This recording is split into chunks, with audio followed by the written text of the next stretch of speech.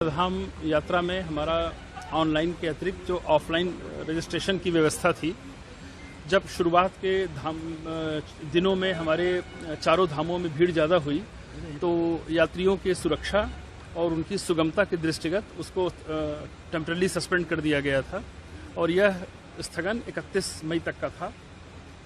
माननीय मुख्यमंत्री जी द्वारा लगातार इसकी समीक्षा की गई और उनकी शीर्ष प्राथमिकता बस केवल यही थी कि जो भी यात्री आए उनको दर्शन का लाभ मिले, लेकिन उनकी सुरक्षा सर्वोपरि है। और उन्होंने फिर ये निर्देश दिए थे कि 31 को एक बार इस पूरी सिचुएशन को रिव्यू कर लिया जाए और उसके बाद प्रशासन अपने स्तर से निर्णय ले कि उसे आगे कैसे बढ़ना है। मैं आपको अवगत कराना चाहूँगा कि चार धाम यात्रा में कल की तारीख तक हमारी 14,33,000 के आसपास यात्रियों ने दर्शन का लाभ प्राप्त किया है, जो गत वर्ष की तुलना में जस्ट डबल है। पिछले 2-3 दिनों से जो ट्रेंड रहा, गंगोत्री यमुनोत्री में लगभग 10,000 के आसपास, केदारनाथ जी में कल 18,000 था और बद्रीनाथ जी में लगभग 20,000 के आसपास, 20 से 21,000 के आसपास तीर्थयात्री आए थे। सभी जिलों के जिलाधिकारियों से बातचीत करने के बाद यह निर्णय लिया गया है कि जो ऑफलाइन रजिस्ट्रेशन हमारा सस्पेंड था, इसको कल से हम फिर शुरू करेंगे और 1,500 का स्लॉट हम देंगे हरिद्वार के लिए और 1,500 का ऋषिकेश के लिए देंगे।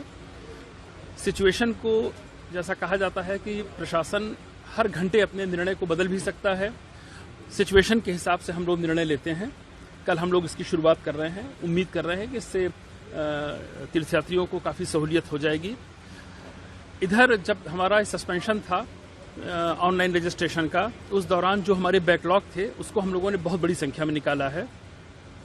ऋषिकेश से करीब 15,000 यात्रियों का बैकलॉग हमने निकाला इस दौरान और हरिद्वार से भी लगभग 10 से 12,000 के आसपास जो बैकलॉग था उसको पूरा कर दिया है। तो अब बैकलॉग का कोई इशू नहीं है, अब फ्रेश रजिस्ट्रेशन के हिसाब से काम होगा। यहाँ पर मैंने और आईजी साहब ने निरीक्षण कर लिया है, डीएम एसएसपी भी यहाँ पर है, सभी प्रशासनिक अधिकारी हैं।